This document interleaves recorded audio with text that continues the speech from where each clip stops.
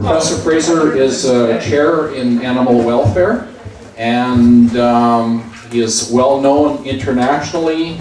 He's been appointed to the Order of Canada, and so we're very, very happy to have him share his expertise in animal welfare and ethics with the class. Welcome, David. Thank you very much. Thank you all for the honor of being able to share some ideas with you today. And hello, room 160, my favorite room over there.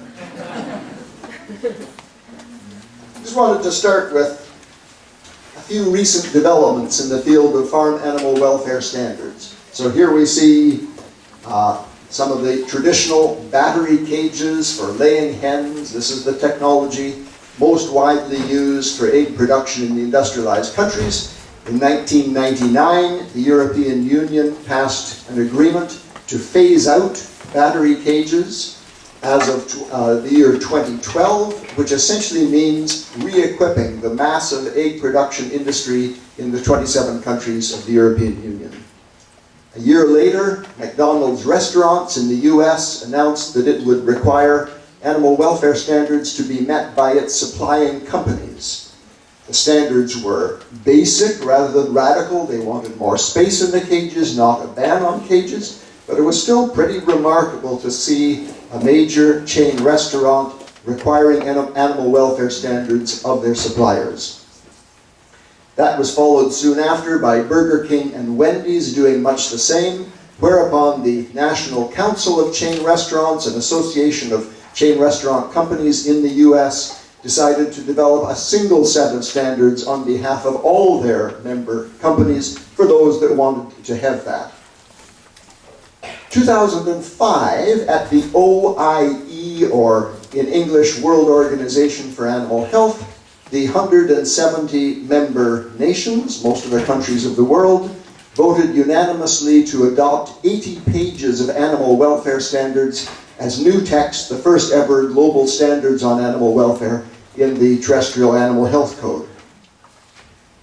2005 also, you can see the letters there, the IFC, that's the International Finance Corporation, the investment arm of the World Bank, issued this publication and called for livestock companies in which they invest to include animal welfare as part of their business plan.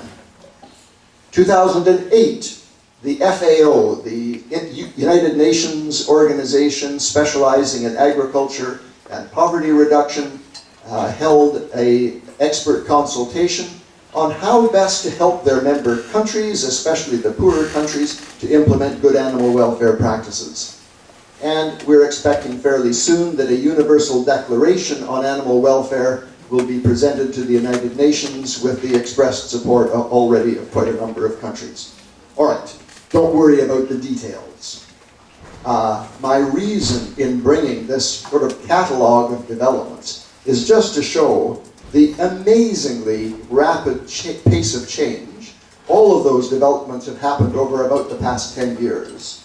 And they involve very different processes, international agreements, by the European Union and the World Organization for Animal Health.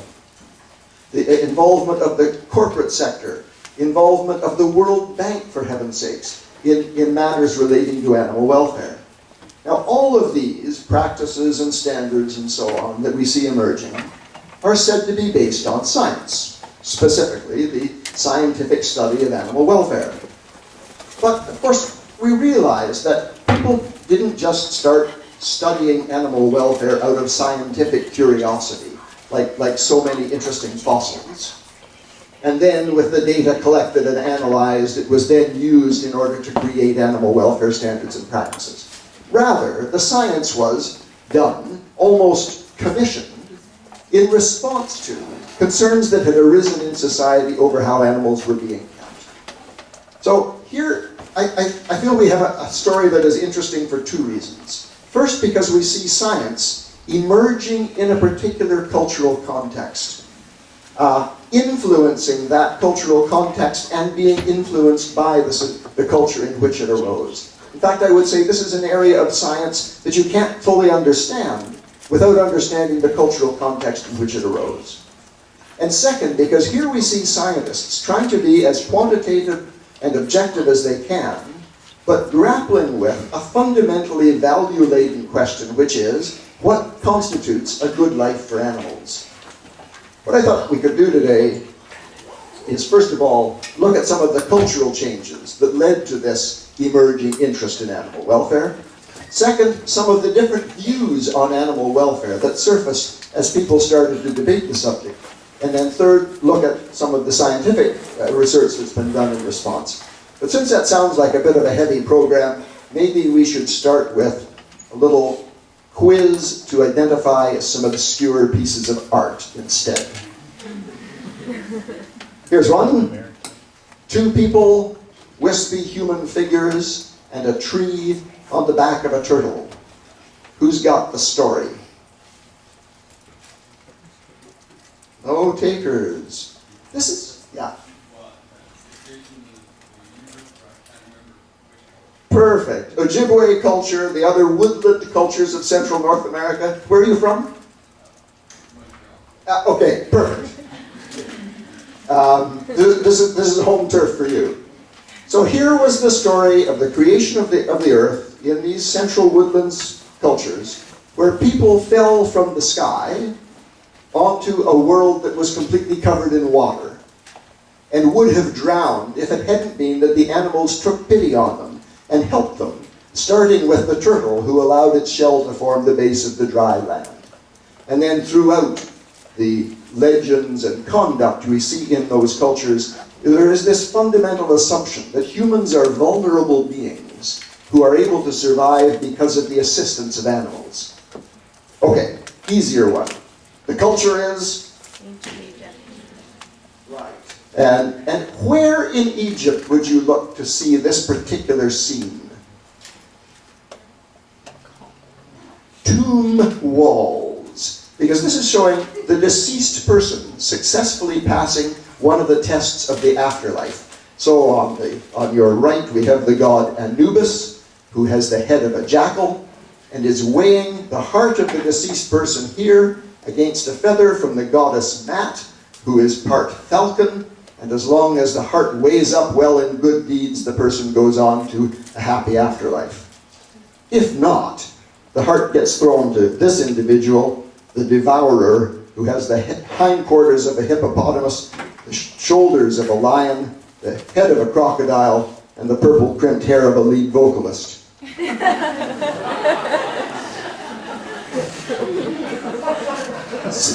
So here we see a culture where human destiny was ultimately controlled by beings that spanned the human and animal and supernatural realms, and where the division between person, animal, and God was far less clear than it would be to us. Okay, very easy one. Culture is, Chris, who recognizes the story here?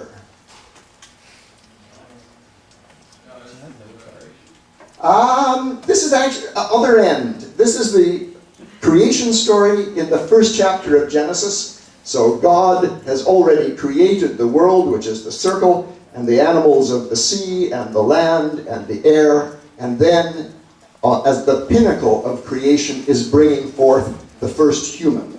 So we've got God on your left, obviously male, bringing forth the first human, also male. They didn't call it a patriarchy for nothing. And then puts the people in charge of the animals. Then later in the story, when God flooded the world, it was the smart people who saved the helpless animals from drowning, which is sort of the opposite of how the Ojibwe people saw the relationship. Okay, what's my purpose in bringing these pieces of art depicting very different takes on the relationship between people and animals in different cultures? Well, the point is that different cultures have an animal mythology, not in the negative sense of outmoded or incorrect beliefs, but in a positive sense, meaning fundamental beliefs and values that are held by people that we see in the stories and art of the culture, and that shape how people view animals in their day-to-day life. In a sense, this mythological view of animals is sort of the opposite of the reductionist view that we might see in science. The reductionist view would see animals as made up of genes and physiological processes and organs and so on.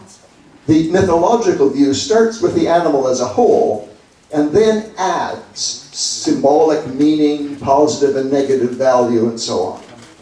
Okay, but surely our culture, where scientific thinking is so prevalent and so valued, surely our culture doesn't have an animal mythology, does it? Well, let's take a few examples. So, in Western culture, the most cherished animal is, of course, the domestic dog, so valued that it's adopted into families, given distinctive names, rescued from abuse by public institutions, completely exempted from slaughter for human food. If an anthropologist came into our culture from another planet, they would have no trouble concluding that the dog is for us a sacred animal. At the other end of the value scale is the dog's closest relative, the wolf, who in countless pieces of art and literature is depicted as a kind of arch enemy of people, who connives to eat children and the elderly, and whose death at the end of the story, no matter how gruesome it is presented as a satisfactory conclusion. And then, of course, over the centuries, our actual behavior has pretty much fallen into line with this. We have been poisoning and trapping and shooting wolves with very few scruples for many hundreds of years. The production animals fall somewhere between those two extremes. They are very much a part of our culture. Look at many children's books. They're a source of pride and interest, but they're valued more for their practical usefulness than for their other attributes.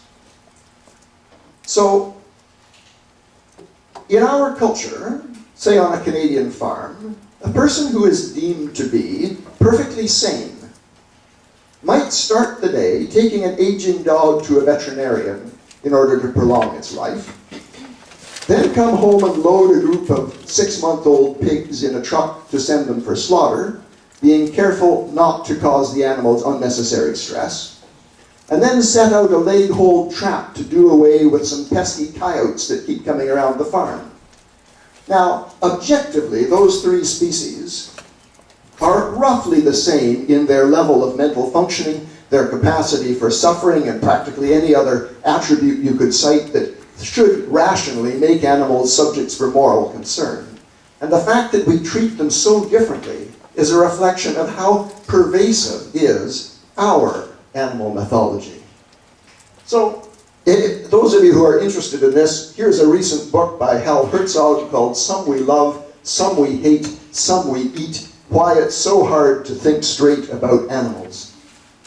Okay, my point here simply is that of course our culture does have an animal mythology, and it is made up of empirical beliefs about what animals are like.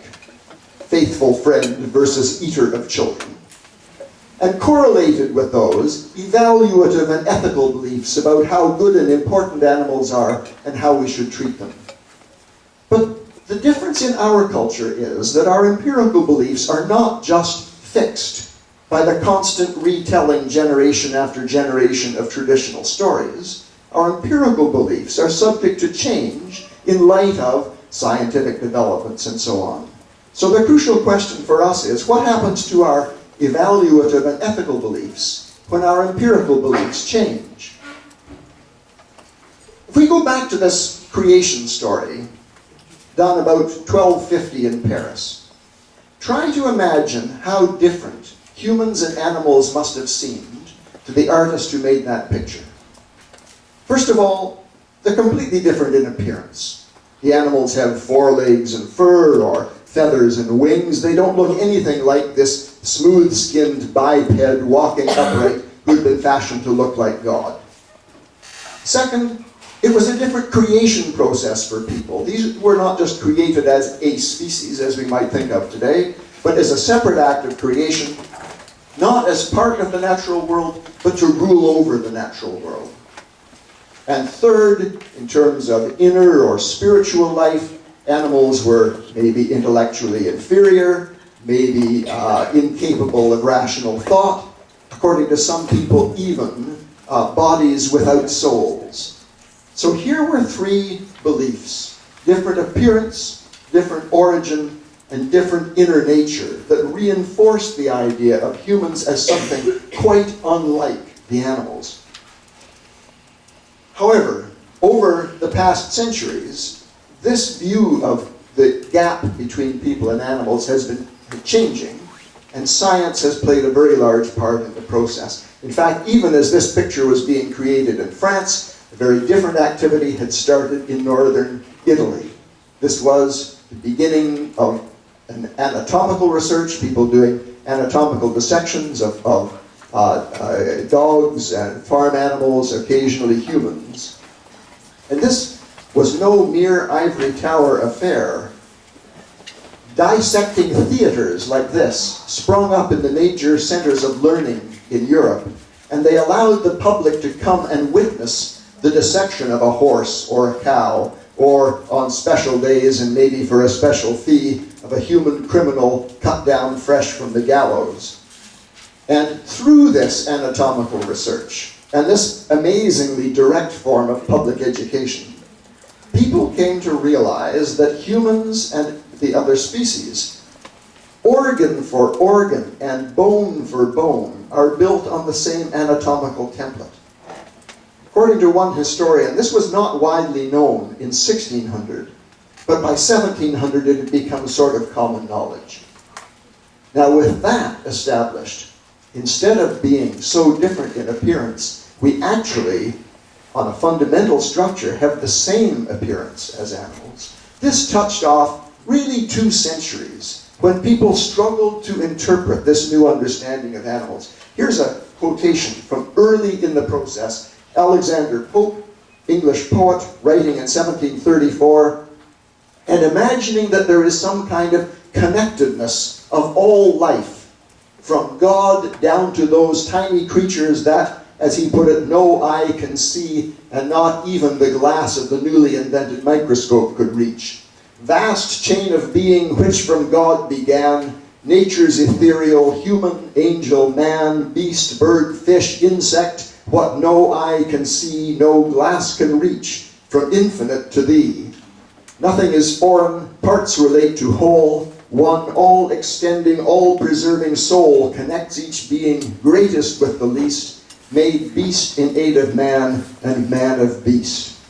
Very controversial at the time, but here was Pope struggling to understand what's the significance of this new understanding that we look like just a species of animal.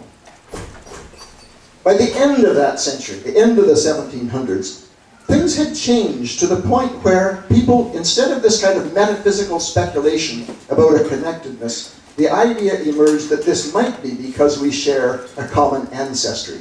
Here's an interesting quotation. From thus meditating on the great similarity of the structure of the warm-blooded animals, would it be too bold to imagine that all warm-blooded animals have arisen from one living filament? Darwin, around 1795. Well, there's a little joke here. When we read this, we think of Charles Darwin and the theory of evolution. But when was that written? 1850s, right? This was written by a Darwin, but not Charles Darwin. It was his grandfather, Erasmus Darwin, writing 14 years before Charles Darwin was born. Now, of course, today people associate Charles Darwin and his particular theory of evolution. Sometimes people think of it as the turning point that caused us to suddenly start seeing animals as similar to people.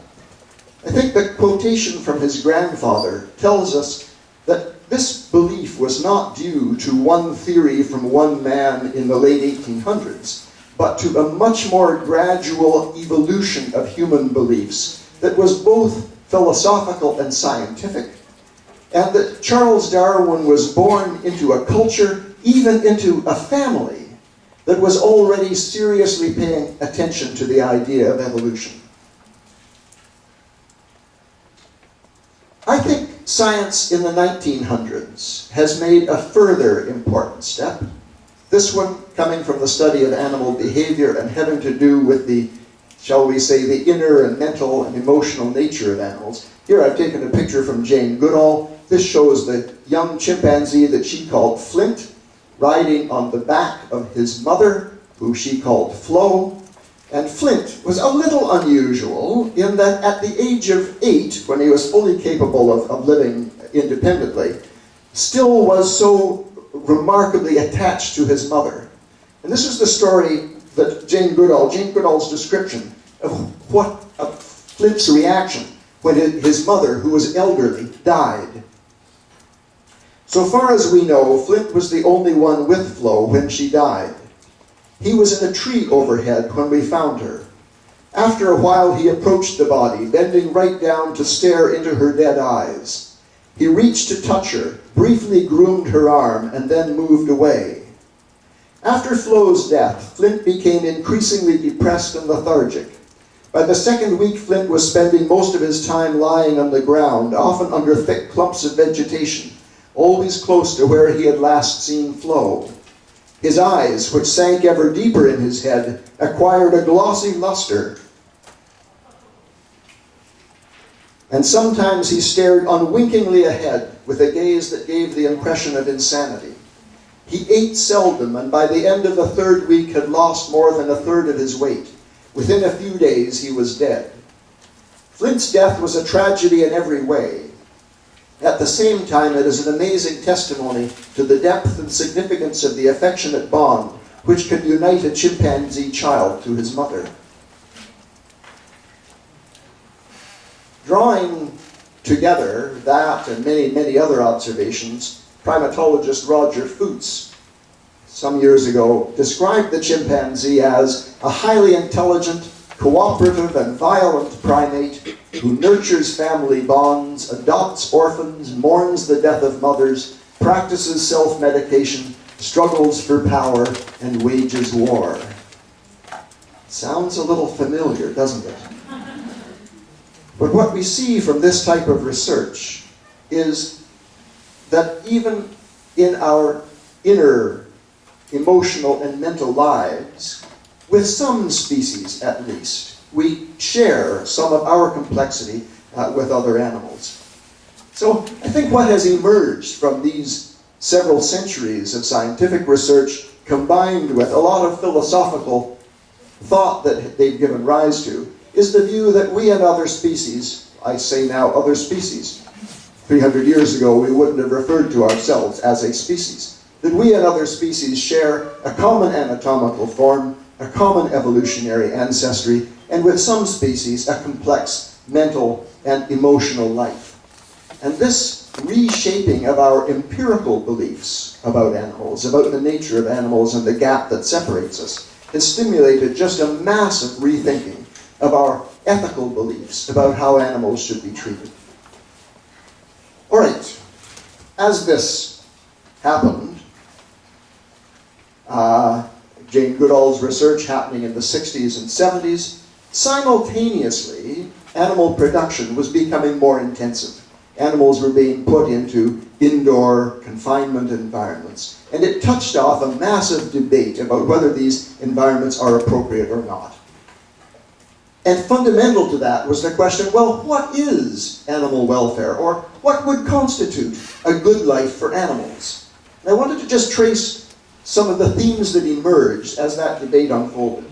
The first criticism of the intensive production practices was this book called Animal Machines by an English woman named Ruth Harrison, who described battery cages for hens and stalls for veal calves, and claimed that these are so inappropriate that they cause animals to live miserable lives. For example, she asked, have we the right to rob animals of all pleasure in life simply to make more money more quickly out of their carcasses? 10 years later, this famous book appeared, Animal Liberation, by Australian philosopher Peter Singer, who made the argument that we should judge actions as right or wrong based on how much pain or suffering they cause. And he said, there can be no moral justification for regarding the pain or pleasure that animals feel as less important than the same amount of pain or pleasure felt by humans. Okay, and these and many other quotations, we see words like pleasure, pain, suffering, happiness. There's no simple English word covering all these states. They're sometimes called feelings. That sounds a little weak when you're talking about intense pain or fear. They're sometimes called emotions. Emotions don't really cover hunger and thirst. I think the most correct, if rather technical term is affective states, meaning those states that are perceived as positive or negative rather than hedonically neutral.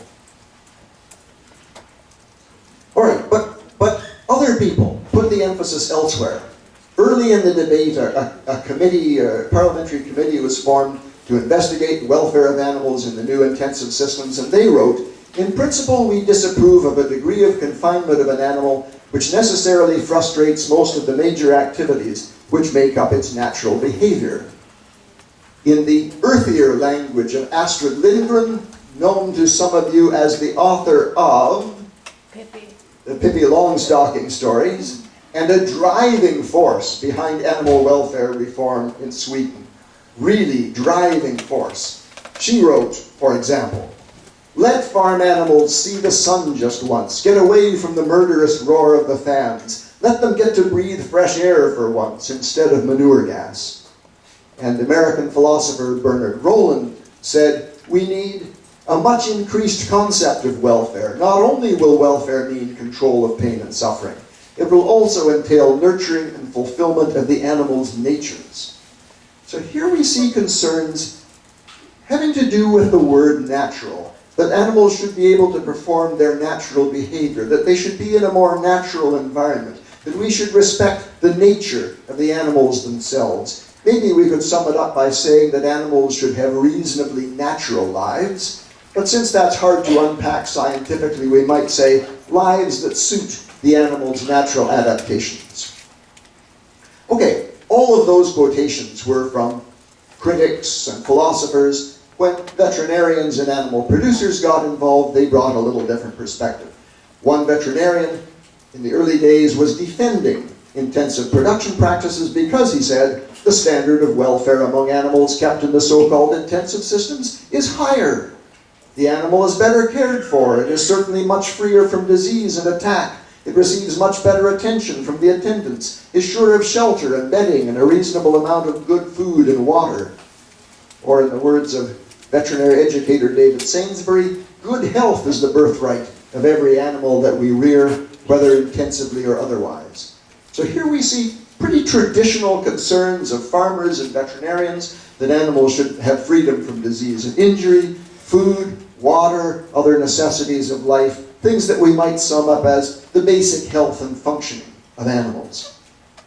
Okay, so here we see basically three different views about what constitutes a good life for animals. One focusing mostly on the affective states of animals, one on natural living, one on basic health. Well, a couple of things to notice here. First of all, these are not completely separate and mutually exclusive. They often go hand in hand. So letting a pig wallow in mud on a hot day would be good for its welfare because it will have less disruption of its body from heat stress, basic health criterion, because it can perform its natural thermoregulatory behavior, a natural living criterion, and because it will feel cooler, an affective state criterion. But they don't always go together. So those cages for hens that we saw at the beginning, they're a pretty good way of separating birds from parasites, keeping out certain infectious diseases, but it's certainly not a natural life and probably not a very pleasant one. Letting pigs go outdoors looks very natural, but actually has some very basic problems like high neonatal mortality, maybe some parasite and other problems. Letting a dog eat as much as it wants avoids unpleasant feelings of hunger, but at the same time makes the animal obese and unhealthy. So if we focus only on one aspect of animal welfare, we may find that the situation is not providing high welfare according to the other criteria. The second thing to notice here is, of course, these are at least partly value-based views. Some people feel what's really important is that the animal is healthy. Or what's really important is that it is happy. Or what's really important is that it can live a natural life. And this goes back to a much older debate about what is a good life for people, which has been going on at least since the ancient Greeks. So we can't really ask ourselves this question without tending to see it through the lens of our own value system. All right. As this debate emerged, some science got applied to questions of animal welfare, partly for simply the practical reason of making production systems more effective because they were better suited to the nature of the animals. But secondly, I think people believe that if you applied science to the issues, you would come up with a value-free, objective view, so we wouldn't get hung up with different value-based conceptions of what constitutes animal welfare. What happened turned out to be much more interesting than that. So let me just do a few examples. Some scientists actually started by looking at problems of basic health and functioning as a way of improving animal welfare. For example, some colleagues in Sweden began their research just by buying up a whole bunch of cages of different types, putting hens in them, and looking at the kinds of injuries that developed in the different cage designs. And they found that, for example, the birds often develop foot lesions if the floor of the cage had too much of a slope.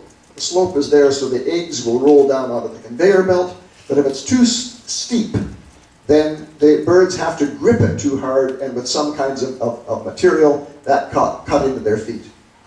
There were often neck lesions if the food trough was too deep and installed too high for comfortable access.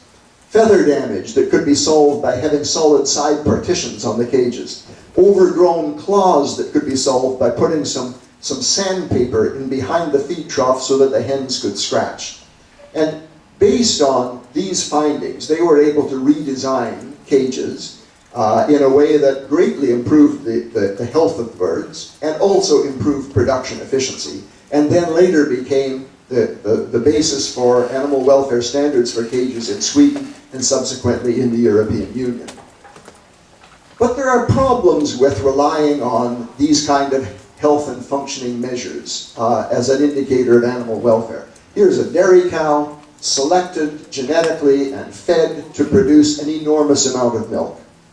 And the argument goes, of course the animal can't possibly be in a state of stress or poor welfare if it's functioning so well as to produce that much milk. Of course, what we know is that that high level of milk production is correlated with some metabolic problems, incidents of lameness, short life expectancy, and so on.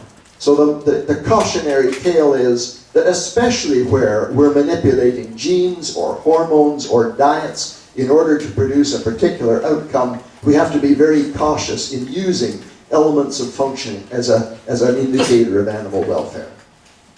All right, other people started more from the viewpoint of what is the natural circumstance for the animals. Some colleagues in Edinburgh wanted to design the better pig pen, and so they started by turning some pigs loose in a hilly, wooded area and just watched their behavior.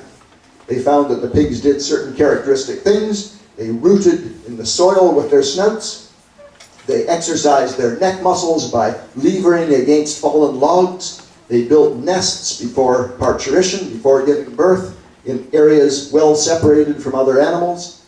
They used dunging areas that were well removed from their resting areas, and so on.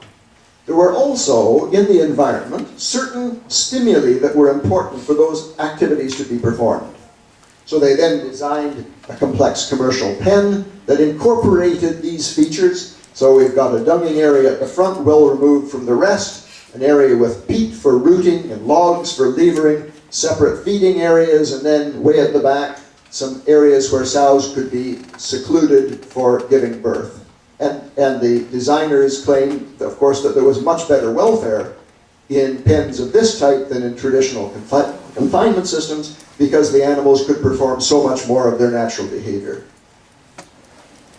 Not everyone agreed with that because some aspects of basic functioning weren't all that good in this system, one being a high rate of neonatal mortality, something that we would take in a human population to indicate some serious problems. All right, well, this is a pretty radical example. Trying to redesign an entire system. We can also take a more cautious example, just trying to incorporate elements of natural behavior into an otherwise unchanged system. Here are some dairy calves. On most commercial dairy farms, the calves are separated from the mother on the first day after birth, put in stalls and fed by bucket, usually twice per day. Of course, it's a very unnatural system of feeding them. Under more natural conditions, the calves and cow would stay together quite close for at least the first 14 days, and the calf would feed many times per day in a whole bunch of small meals. Well, normally it isn't feasible to leave calves with the cow on the dairy farm, but at least we could feed them in a more natural way. One thing is, let them suck from a teat rather than drinking out of a pail. Very different action, and it turns out that the sucking action actually is more successful at stimulating certain of the digestive processes than the action of drinking.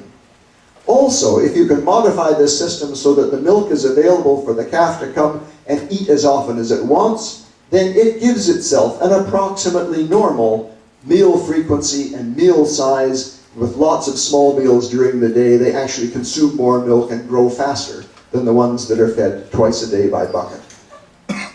The problem with this approach is that the natural behavior of animals sort of falls into two categories. There are the things that animals want to do, like eating and playing, and the things that animals don't want to do, like shivering in the cold and fleeing from predators. So if we see a particular kind of natural behavior, something we haven't noticed before, something we don't understand, how do we tell which category it's in? Well, one approach is to ask the animal. So here's a hen who's been taught to peck on a key there in order to get a reward of food, like that. And of course, hens can be taught to do other responses in order to be able to perform other types of natural behavior, not just eating, but other things as well.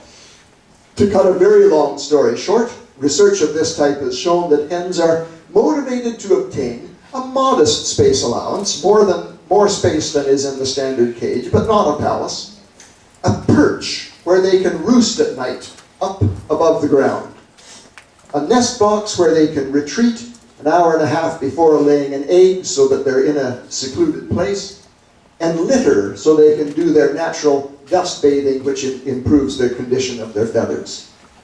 And on the basis of that research, the European Union, in phasing out the standard battery cage, allows alternative systems, including what they're calling a furnished cage, with 750 square centimeters, a perch, a nest box, and litter. All right, other science started by focusing on affective states of animals, especially negative states like fear and pain. Here's a calf that's been restrained for hot iron disbudding. So this is young calf before the hornbud has developed. One would heat a ring-shaped iron up to 600 degrees Celsius and press it against the head of the calf so that it cauterizes through all the nerves and blood vessels that would allow the horn to develop. Obviously, a very painful procedure. Normally done in many countries without any form of pain management. Here are some data from New Zealand using changes in the stress-related hormone cortisol as a way of tracking the effectiveness of different pain management systems. So if we do the hot iron disbudding here at hour 0, we see, with no treatment, an immediate spike, a very significant spike in cortisol in the blood. That's abolished if the animal's treated with lidocaine in order to freeze the area first. That's the good news. The bad news is, that even with the lidocaine, we still get a second peak of cortisol, probably because the area is still inflamed and painful after the freezing has worn off. But if we use a non-steroidal anti-inflammatory like ketoprofen, just put into the milk of the calf on the morning and evening of that day, we can also get rid of that second peak. So this shows that pain management during this hot iron disbudding requires both local freezing and a longer acting analgesic treatment. Okay. One last example. Here's a little piglet that's got separated from its mother and littermates.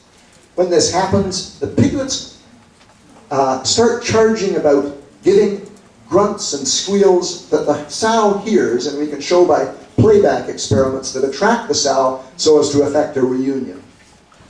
Here's a sonogram of some of the calls of the piglet over a 4-second period, frequency in kilohertz. And we start off here with 2 calls, most of the energy down in the 200 hertz range. These are probably little grunts made with the mouth closed, sounding something like Then we've got a couple calls with energy more up in the 400 hertz range. Probably just the animal has just opened its mouth and it's going ah, ah.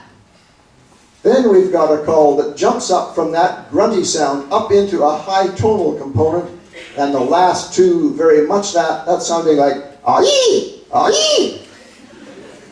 So the whole sequence sounds something like ah, ah, ah-yee, ah, ah, ah-yee, ah-yee. Thank you.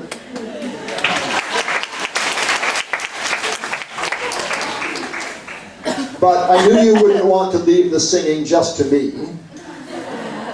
And you might not sight read sonograms. So I wrote this out in normal musical notation.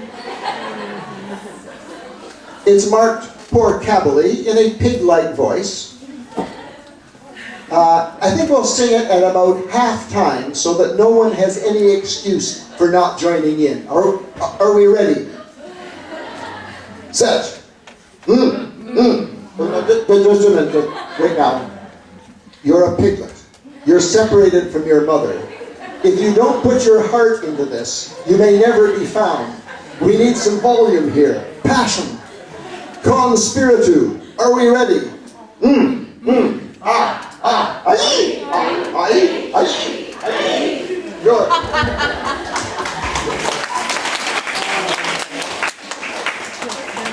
Well, just to say it isn't gratuitous humor, here are some actual data using that exact method to assess the separation distress of piglets in different circumstances. When piglets are weaned, they're usually taken suddenly away from the mother into a completely unfamiliar environment, and they may give those calls for hours or even days as they get used to the new circumstances.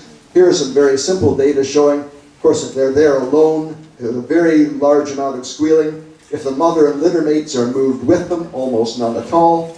The presence of a few littermates is almost as effective as the presence of the mother in reducing the squealing, and hence we would say in reducing the separation distress. So when piglets have to be weaned in that way, at least we should keep the littermate groups together.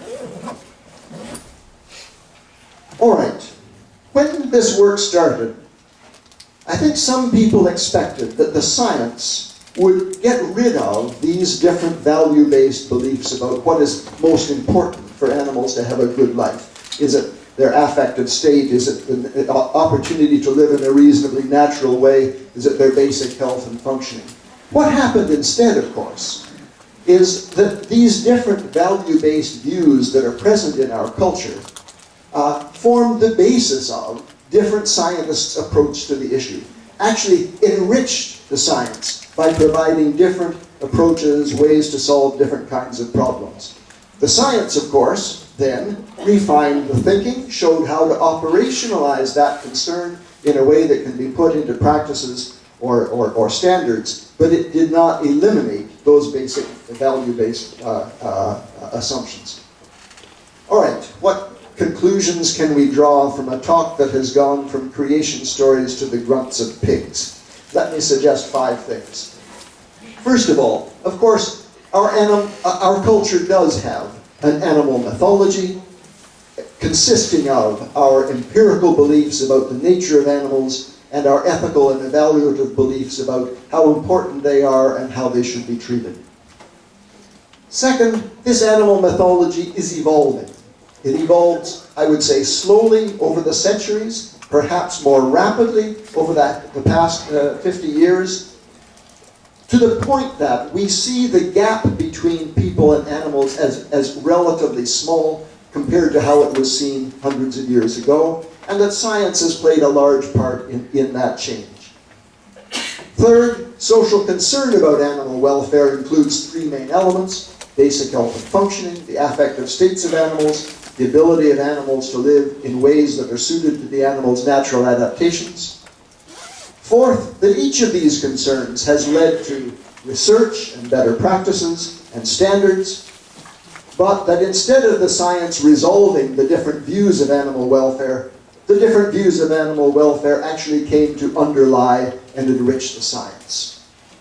So then, to the big question, what is a good life for animals? Well, I would say, if animals have a good life, if they are healthy and thriving, without distortions that enhance one aspect of biological functioning to the detriment of others, if they can use their natural adaptations in ways that they would choose to do, and if the animals can enjoy life, and if negative states are not so severe or prolonged as to constitute suffering. This is not profound, but I think what we see here is the values of our culture about what would be a good life for animals shone through the lens of the science that's been applied to it and has been able to shape those values into practices and animal welfare standards. Thank you very much for all the attention and good grunting.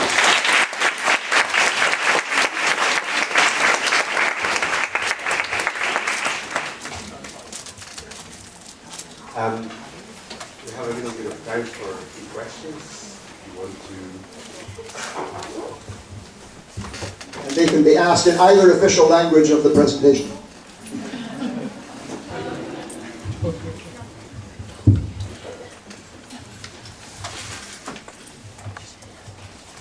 Are you a vegetarian? No, I'm not. Where do you buy your meat? SPCA certified. And eggs from Country Golden Goats or Rabbit River.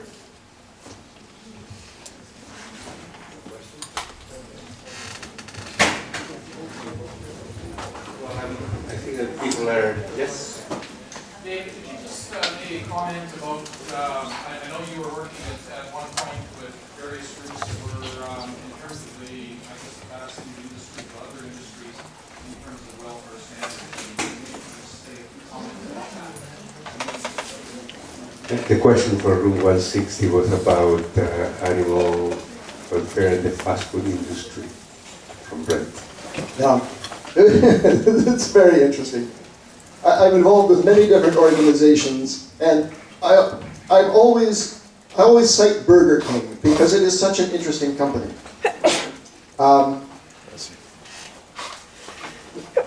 There's a tendency to think of these companies as sort of all made from cut from the same cloth, you know, only focused on bottom line and so on. Actually, they're extremely variable.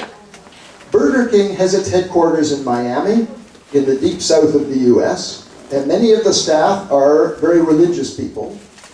And at a meeting, you might hear people say things like, well, what's the right thing to do here?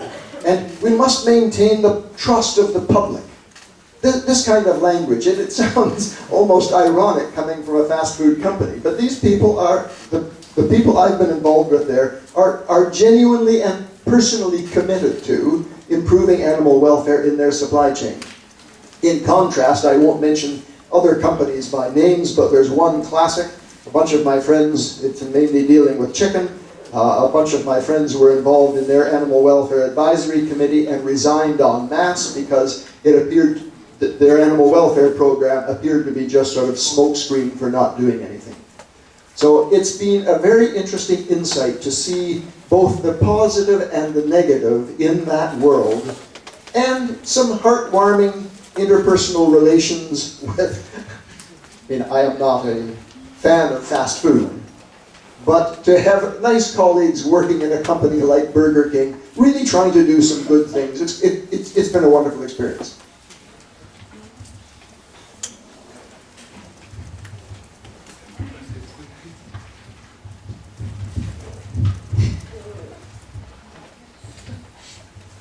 Kind of related to what you were just talking about, Temple Grandin works with McDonald's. What do you think about her system that she's set up for think it's cow slaughter. Yeah. Well, first of all, a very close colleague. She and I were born 3 months apart, and we see each other frequently and compare health problems and so on. The difference is she works way harder than I do. She's had a wonderful influence on so that, just to fill in the, who doesn't know who we're talking about? Okay, right. There's an HBO film called Temple Grandin. That's her name. She had an unusual name. Temple was born, did not speak for a long time. The mother was advised by the medical people at the time that she was brain damaged and she should be institutionalized. The mother was a musical person and would play things on the piano and found that little Temple would sing back tunes to her. So although she wasn't using language, there was clearly memory and mental processing going on there. The mother worked very hard with her. She then had the experience of, grew up in the eastern US in an urban situation, but then had the experience as a teenager of working on her aunt's cattle ranch in Colorado. And bingo, she found her mental home. She has lived in Colorado for a long time, is 1/4 faculty member at Colorado State University. The other 3/4 of the time she does consulting, almost entirely with slaughter companies, to redo their animal handling facilities so that the animals move through the slaughter plant with essentially no stress.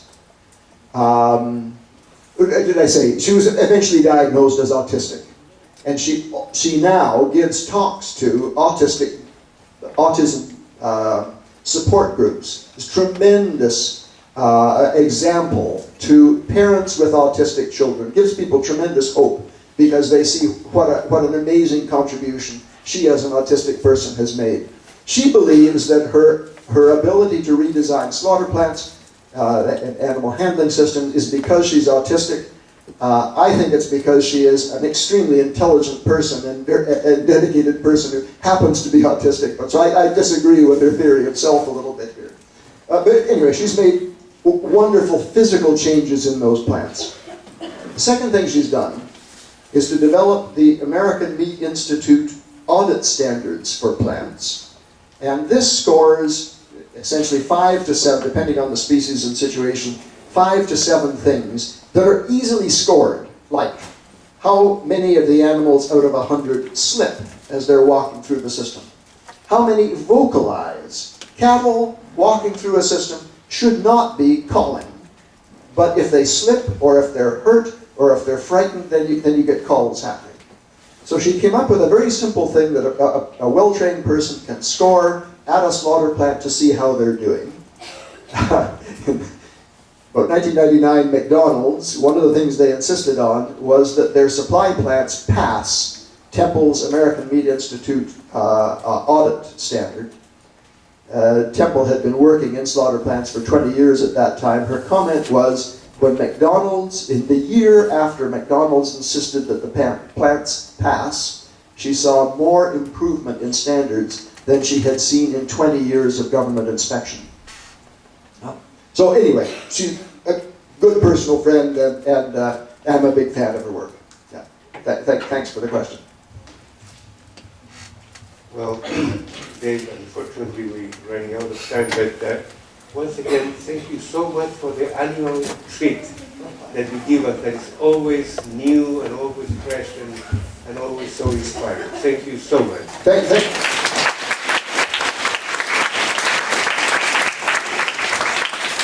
Thank you all, and thanks Room 162.